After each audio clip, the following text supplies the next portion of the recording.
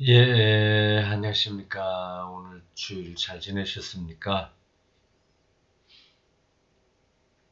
4월 26일. 이제 저물어 갑니다. 4월 마지막 주일이네요.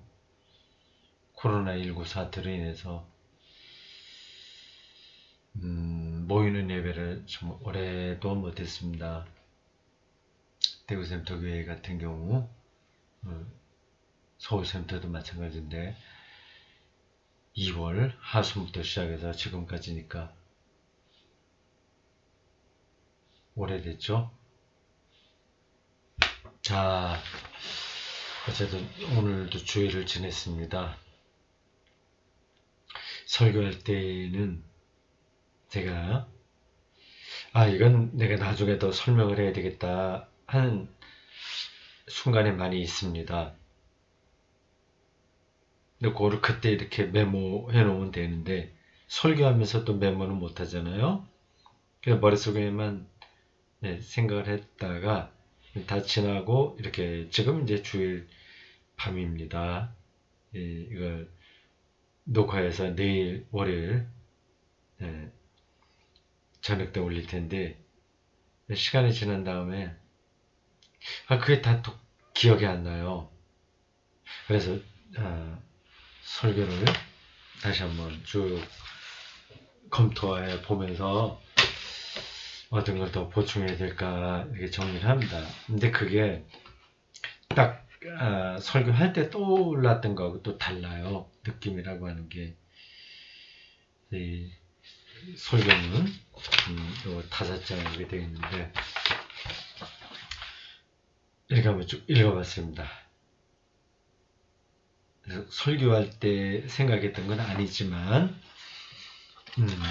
몇 가지 좀 보충할 내용은 있습니다. 설교 중에 엠마오 도상의 두 제자들의 경험이 뭔지 제가 설명하기 쉽지 않다 이렇게 말씀드렸습니다. 그게 뭔지 또 모른다고까지 얘기를 했어요. 부활을 믿지 못한다는 얘기가 아니라 그 현상 자체를 다 알지 못한다는 겁니다. 그러면 당연하죠. 이 부활은 창조 사건과 같은 겁니다. 같다는 표현이 적절하진 않지만 신앙적인 차원에서 보면 같은 거예요. 같다는 표현 말고 다른 게 없을까요? 지평이 같다 그렇게 하면 조금 더 낮게 들릴 것 같습니다. 좀 좋게 좀 가깝게 들릴 것 같습니다. 창조 보십시오.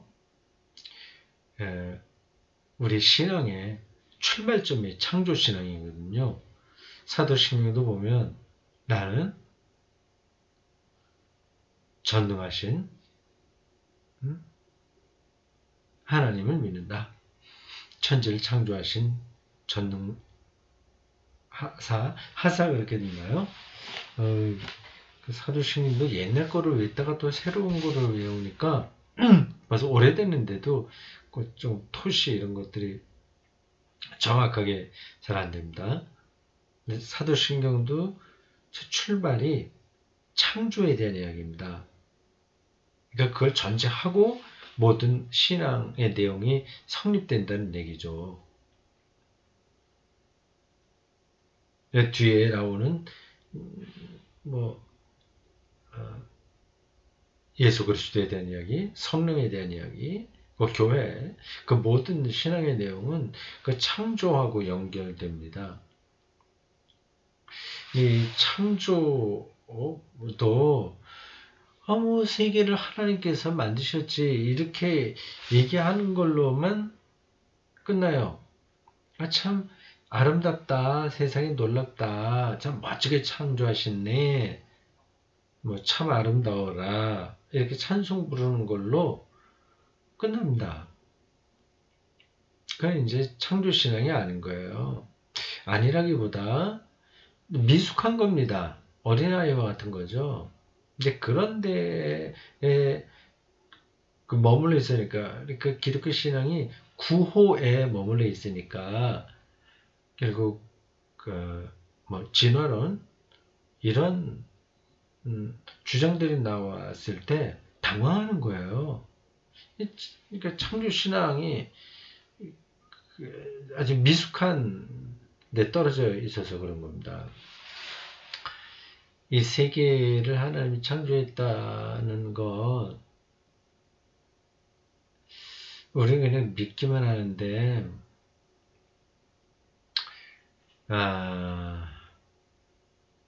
이 창조가 아직 끝나지가 않았습니다. 창조에 관한 이야기도 할 게 많이 있어요. 오늘 설교에도 비슷하게 나온 게 있습니다. 그러니까 설교자는 어떤 설교를 하든지 기독교 신앙의 전체를 꿰뚫고 있어야 됩니다. 오늘 부활 이야기인데 창조의 관점에서 그거를 바라보지 못하면 이 설교는 완전히 약장수가 되는 겁니다. 착하지만 인격적이고 그리고 설득력도 있고 하지만 그러나 약장사예요. 그 부활의 실체에 조금이라도 접근하지 못하고 그리고 포장하는 거, 포장해서 파는 거만 거기만 능한 겁니다.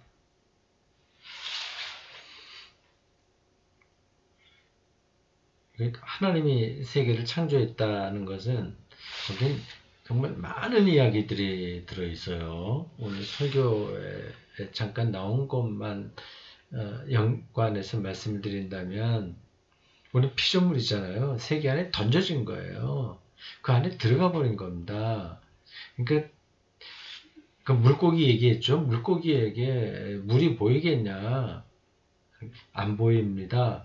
물과 물고기는 하나가 되어버렸어요. 우리는 세상에 들어와서 이런 방식으로 세계를 경험하게 되어 있어서 이게 뭔지를 사실은 잘 모릅니다. 우리가 물고기고 우리가 보고 있는 게 물과 같은 겁니다. 이렇게 보죠. 물론 나무, 뭐 산, 뭐 밥, 뭐 나라 이거 다 구분하긴 하는데 그게 뭔지를 이게 사실은 모른다. 이제 모른다. 아는 거도 있죠. 뭐 다 모르는 건 아니에요. 그 사람이 그 안에 들어가야 버렸어요. 이제 그게, 그래서 그 방식으로만 세계를 이해합니다. 오늘 설교 중에 처음 들어갈 때 좀 우스갯소리 했죠. 다시 태어나서 지금의 사람을 배우자로 선택하겠냐는 그런 질문에 많은 사람들이 뭐 선뜻 그렇지 않다, 뭐 그렇다고 대답할 수도 있겠으나 그렇지 않은 사람도 많다 얘기를 했습니다. 그거하고 직접 관계는 없네.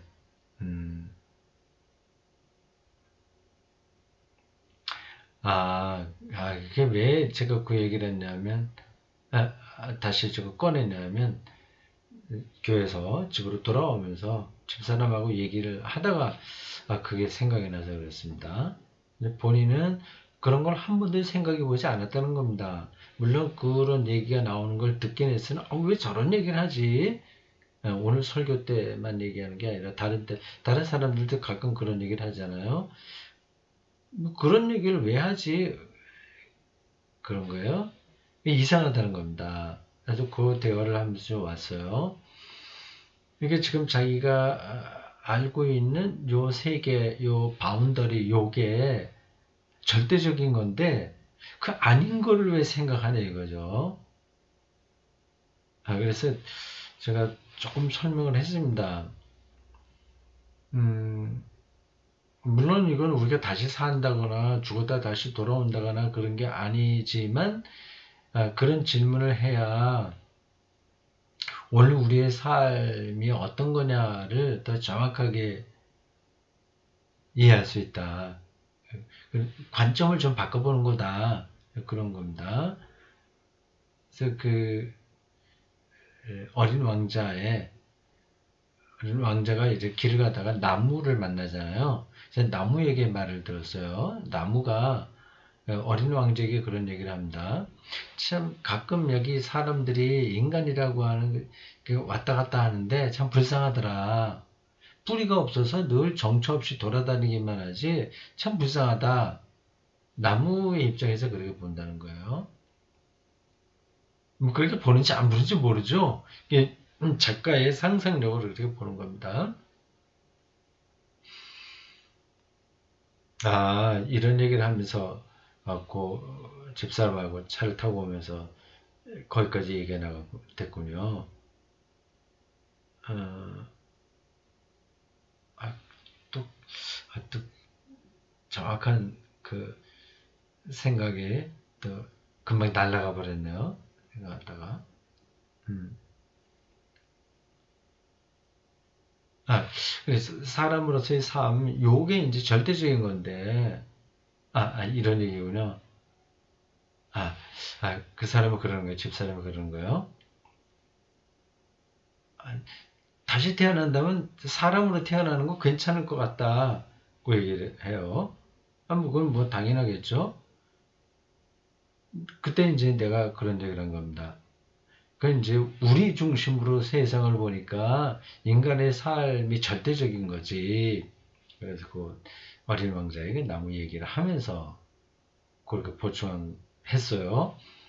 나무도 하나님의 창조니까 아름다운 거 아니냐. 그러니까 나무의 관점에서 보면 인간은 참 뿌리가 없어서 맨날 왔다 갔다 하고 뭐 그렇게 사는 거다. 나무들은 다 뿌리를 땅에 내리고 그렇게 산다. 그 비슷한 얘기입니다. 그러니까 창조는 어마어마한 이야기입니다. 그러한 참, 그, 그런 점이 있고요. 다시 창조, 우리가 그 안에 들어가 있다, 이제 그런 거예요. 그게 뭐 말장난 같다. 그게 뭐 무슨 의미가 있어? 그렇게 듣는 분들 계신가요? 그럼 다시, 이 세계가 얼마나, 어, 신비로운지, 얼마나 깊은지, 그걸 더 생각을 하셔야 됩니다.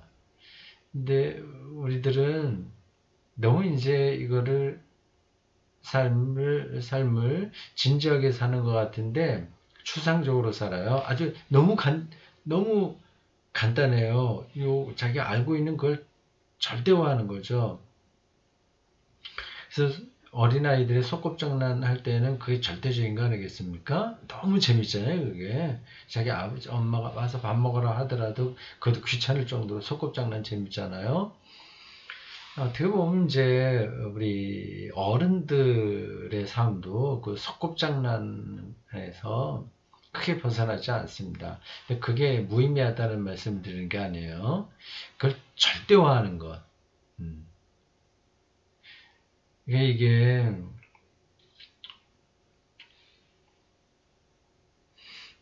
사람이 나이가 먹는다고 해서 다 어른이 되는 거 아닙니다. 아시죠? 지적인 것만이 아니라 정서적인 것, 그런 것도 어린아이 상태로 머물러 있을 수 있어요. 이게 뭐 여러 가지 점에서 그렇습니다. 그 창조 세계, 약간 사과 얘기도 있는데, 그 사물 하나하나를 보석덩어리처럼 느끼고 사는 사람이 있습니다. 뭐 그와 같은 방식의 시나 소설 그런 거 많아요. 연금술사 그 책도 그렇고요. 뭐 그것만이겠어요. 뭐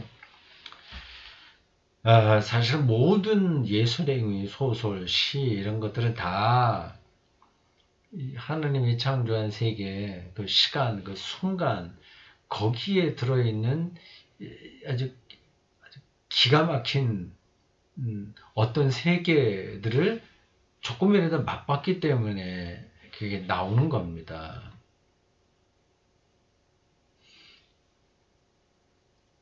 그러니까 사과를 보세요. 이제 부활과 이게 다 연관되는 얘기이기 때문에 말씀드리는 겁니다.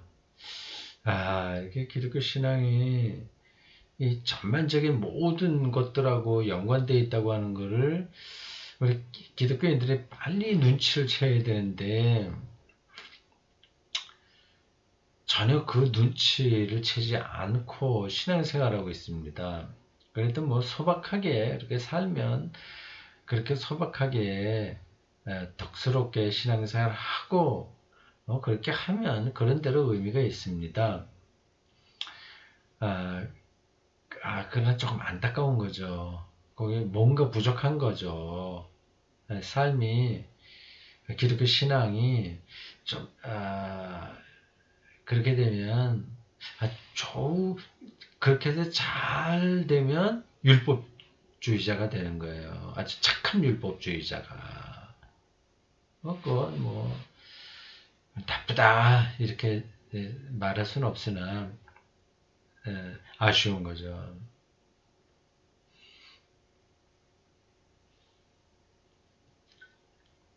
네, 뭐 이런 건 아무리 옆에서 말해도 귀에 들어오지 않으면 남의 얘기가 됩니다. 그건 어느 때가 돼야 돼요. 오늘 설교가 눈이 밝아진 제자들인데 눈이 좀 밝아져야 됩니다. 그렇지 않으면 아무리 이거 뭐라고 하더라도 이게 보이나요? 안 보이죠. 외국어도 마찬가지잖아요. 불어로 된 아무리 좋은 문장이 있다고 하더라도 불어를 모르면 그건 아무 의미가 없잖아요.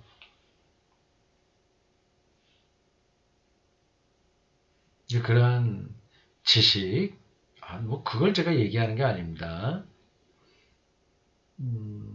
지식은 신학을 포함하여 물리학과 모든 것도 다 근원적인 것에 대한 경험을 논리적으로 체계화한 거예요. 그러니까 논리적으로 체계화한 그 이론 학문보다 더 중요한 게 뭘까요? 그건 근원적인 것에 대한 경험입니다. 그건 우리 하나님이라고 얘기할 수 있죠. 뭐 물리학자, 철학자들이 옛날서부터 만물의 본질이 뭘까? 그래서 생각하는 바로 그겁니다. 그것에 대한 경험이에요.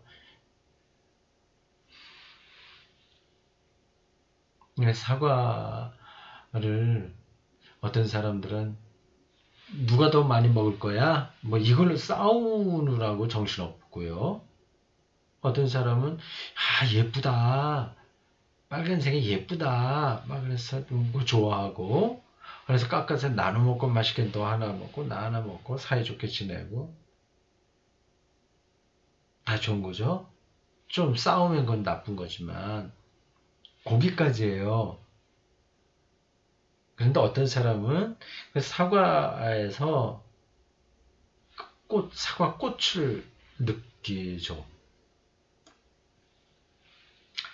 사과꽃에 왔다 갔다 하는 벌도 느끼죠.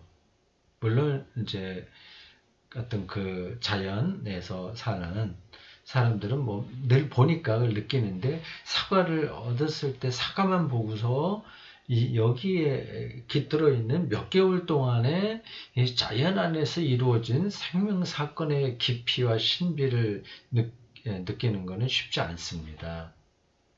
이제 그런 눈이 아니면 부활은 이건 말이 안 되는 거예요.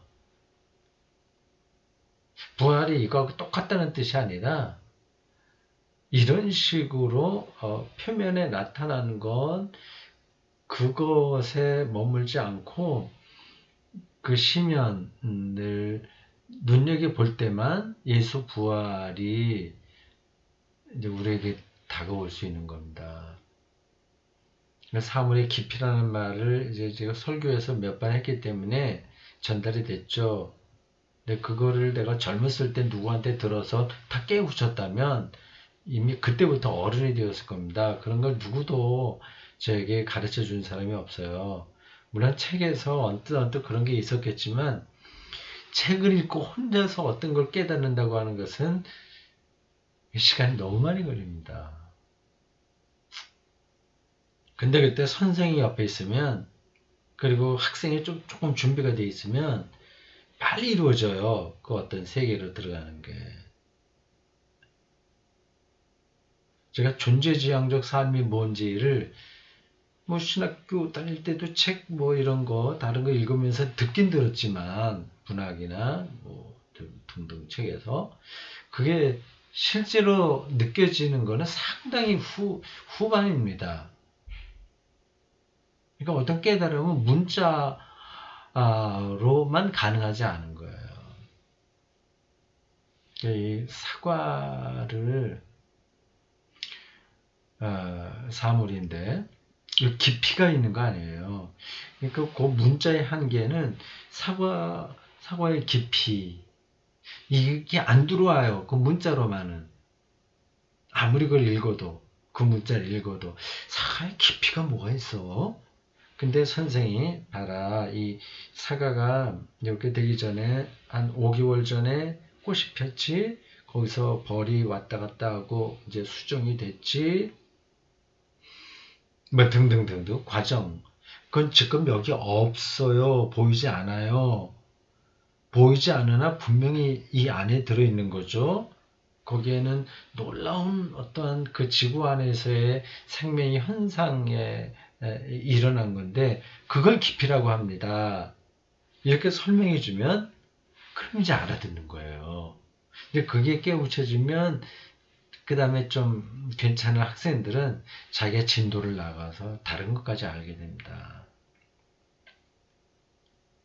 근데 이러한 과정이 예수 부활 경험에도 당연히 있어야 돼요. 이거 없이는 예수 부활은 약장사들이 하는 구호에 불과합니다. 창조 신앙이 이런 것 지금 말한 사물의 깊이 이런 걸 다 담고 있는 거예요. 물론 성경은 이러한 철학이나 인문학적 방식으로 설명하진 않아요.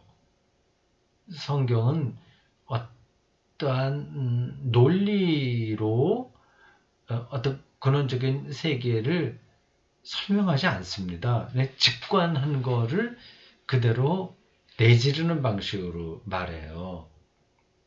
근데 거기에는 이게 그 모든 철학, 인문학, 논리적 사유와 인식 이런 것들이 다 녹아 있어요. 이게 녹아 있는데 그걸 모르니까 녹아 있는지를 모르니까 그러니까 내질르듯이 말한 그것에만 매달려 있는 거죠. 이게 참 그러니까 성경 세계 안에 들어가는 게 쉽지가 않습니다. 근데 사실 또 쉽지 않은 것도 아니에요. 조금만 이제 잘 배우면 그렇게 그게 눈에 들어오게 됩니다. 결국은 신학교에서 선생님들이 학생들에게 그러한 계기를 마련해 주지 못했다고 하는 거죠. 아래서 깨어나는 것 같은 아래서 새가 된다. 뭐 그런 완전히 차원이 다른 거거든요. 그거를 신학생 때 배우지 못하고 졸업하니 그냥 이제 현장에 나가서는 뭐 맨날 목회하기 바쁜데 뭘 하겠어요. 근데 교수 신학대학 선생님들이 일부러 그렇게 안 하는 것도 아니고 본인도 모르는 거죠. 모든 선생님들이 다 그렇다는 얘기가 아닙니다. 선생님들이 알아도 많이 그렇게 얘기해도 학생들이 귀를 닫고 있으면 안 들리는 거고요. 근데 신학대학 선생님들도 그거를 눈이 밝은 분도 계시지만 그렇지 않은 분들도 많습니다. 제가 옛날 70년대 신학대학 다닐 때 전혀 그런 느낌을 받은 선생님들이 하나도 없었어요.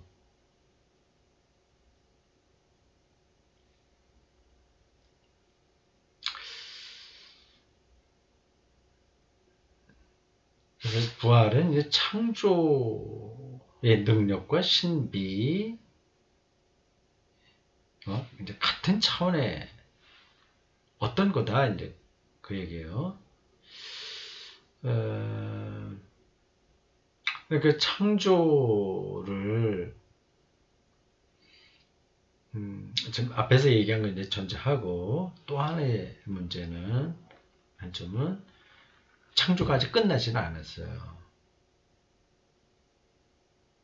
이런 얘기를 교회에서 신자들이 목사의 설교에서 들은 적이 있을까요? 창조가 아직 끝나지 않았다. 진행 중이다.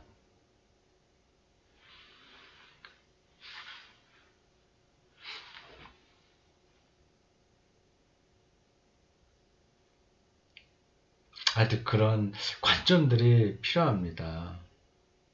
그러니까 부활도 창조와 같은 차원의 사건이기에 이것도 이렇게만 말해갖고는 잘 전달이 안 되는데 이 부활이 창조와 같은 지평의 사건이다. 이거를 설명하려면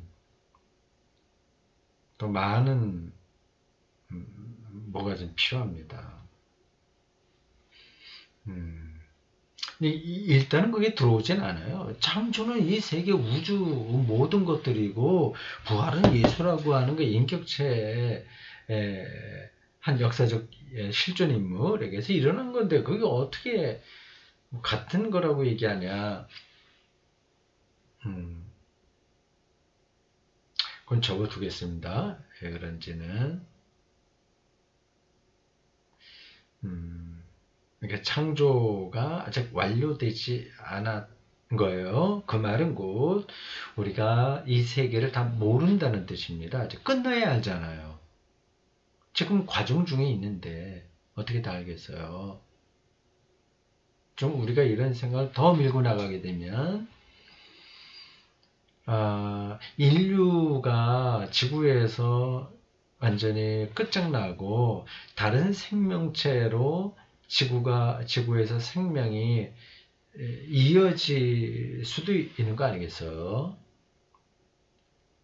그럼 인간 중심으로부터 이제 다른 중심으로 지구의 생명 세계가 옮겨져야 되는 거잖아요. 그런 데까지 내다보고 하나님의 창조를 얘기해야죠.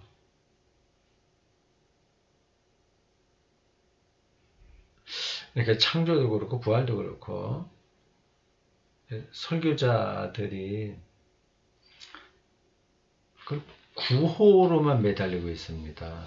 이거 빨리 극복을 해야 되는데 어쩌면 그게 필요 없을 수도 있어요.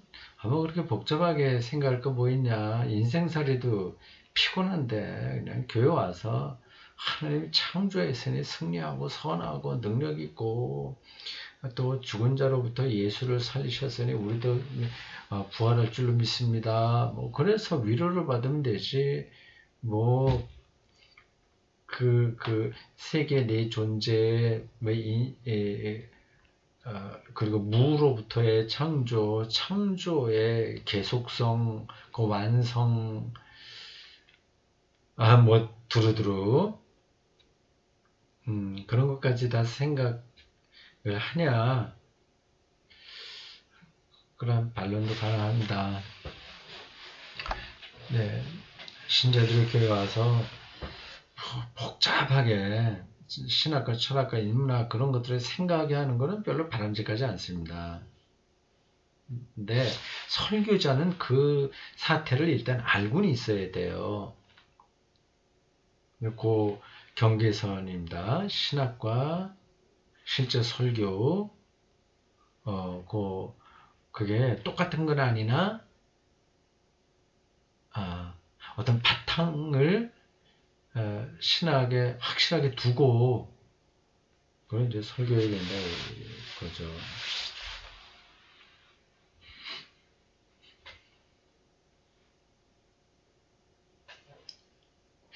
엠마오 도상의 그 두 제자에게 일어났던 예수 부활 현현, 이것의 실체를 내가 모른다, 그런 얘기를 했습니다. 그건 역설적 표현이에요. 창조를 믿으나 아직 끝나지 않은 거기 때문에 다 내가 안다고 말할 수 없는 것처럼 예수 부활도 다 끝나지 않은 특별한 그 사건이기 때문에 내가 안다 설명할 수 없다고 말씀드린 거예요.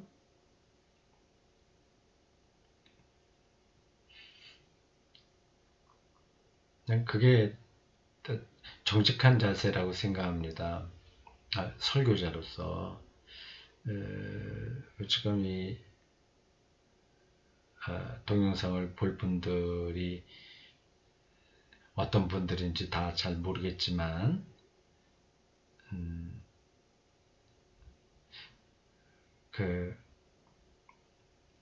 여러분들이 다니는 교회 목사들도 뭐 저를 포함해서 모릅니다.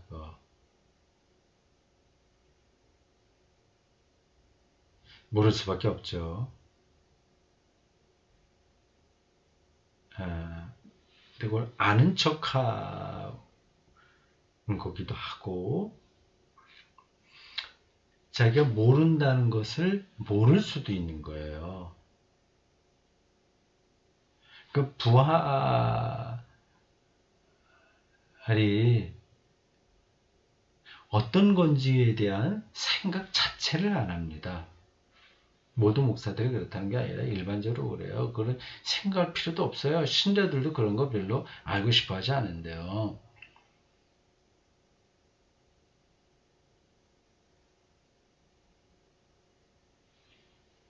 그래서 서로 악순환인 것 같습니다. 뭐 맨날 모른다는 얘기만 하고 뭐 이렇게 일종의 불가지론 비슷하게 그렇게 말하는 거냐, 뭐 그런 건 아닙니다. 이런 거예요. 하나님의 일과 사건은 너무 어마어마해갖고 빅뱅부터 시작해서 지금까지 온 138억 년의 시간처럼, 그리고 요즘 밤에 북두칠성은 바로 위에 보이는데 아득한 그 거리에 있는 별들을 볼 때 느끼는 경외감, 두려움, 그런 것밖에 없는 거예요. 그게 하나님 앞에 바로 서는 사람의 정직한 자세입니다. 그러니까 아는 것처럼 잠깐 떠들면 그건 이제 모르는 거죠, 오히려. 근데 설교할 때 이제 모른다고만 얘기할 수 있는 게 아니니까 확신도 필요하니까 거기서 그거를 어떻게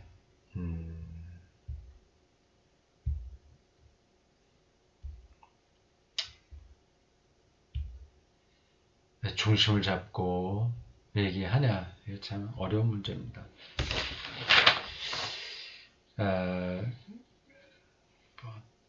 어렵긴 하지만 방향을 잡고 똑바로 가다 보면 우리가 성령을 믿으니까 그분이 잘 인도하지 않겠습니까? 예. 자, 설교 보충한다고 하는데 두서없이 얘기를 했습니다. 그런데 한 가지는 더 짚고 마쳐야 되겠습니다. 부활신앙의 본질이 뭐냐고 하는 거죠. 예수를 살아있는 자로 경험한 거예요. 그 현상 자체를 우리가 다 설명할 수는 없습니다.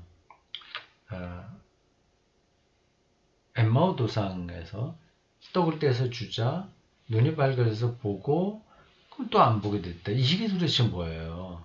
이건 무슨 수로 다 설명할 수 있겠습니까? 그거는 일일이 다 비디오를 촬영해서 어떤 확인할 수 있는 방식이 아니니, 사과를 먹으면서 그 안에 꽃을 혹은 태양을 느끼는 것과 같은 그런 영적 감수성, 그게 있지 않으면 이 성경에 나와 있는 이야기들은 좀 웃기는 얘기가 됩니다. 그 시각으로 읽어야 돼요. 예수가 보였다 금방, 그래 안 보이는 거, 이게 있을 수 있습니다. 사과의 깊이를 맛보는 거하고 비슷한 거예요. 살아있는 자로 경험했다고 하는 게 중요합니다. 살아있다는 말을 또 다른 얘기로 한다면 이게 함께 한다는 거죠. 지금 우리가 살아있잖아요. 교우들이 살아있고 같이 예배드리고 하는, 여기에 예수가 함께 한다면 그런 거는 살아있는 자죠. 죽었다면, 무덤에 있다면 함께 못하잖아요. 이걸 연결시켜서 생각할 수 있어야 됩니다. 살아있다는 말은 여기 함께 한다는 뜻이다. 그럼 예수가 우리와 함께 한다는 것을 어떻게 아냐? 오늘 성경 설교 본문에 나온 거하고 그거 좀 연관시켜서 얘기한다면 성찬 예식, 예배에서 행해지는 성찬 예식, 성찬 예식과 예배는 같은 의미예요. 그때 예수가 여기 함께 한다는 파루시아죠, 일종의 파루시아, 임재, 함께 하심. 그거를 느낀다면, 눈에 보이지도 않는데 어떻게 느껴요? 사과 속에 꽃과 태양이 있다고 하는 걸 어떻게 느낍니까? 그건 보이지도 않는데, 그러나 그걸 느끼는 사람이 있거든요. 이런 겁니다. 그러니까 눈이 밝아져야 되는 거죠. 그러니까 예수가 우리의 예배에, 성찬 예식에 함께 한다고 하는 것을 뚫어볼 수 있는 사람은 바로 예수를 부활한 자로 경험하는 겁니다.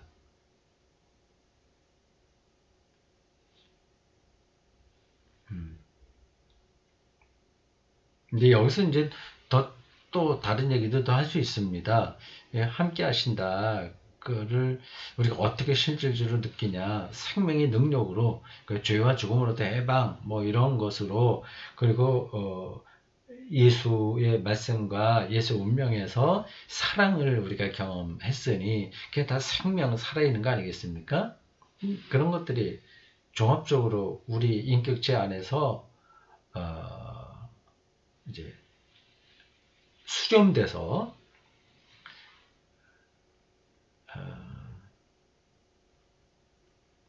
기독교 신앙의 토대가 잡히는 거죠. 그래. 그렇게까지만 생각하시기 바랍니다. 예.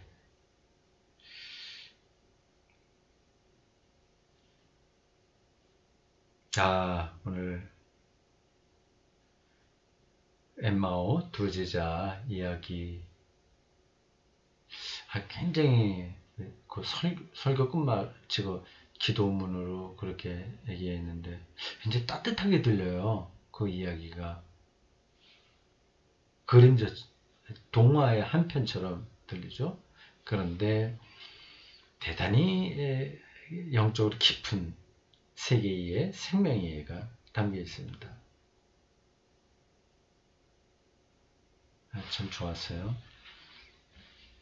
자, 마치겠습니다.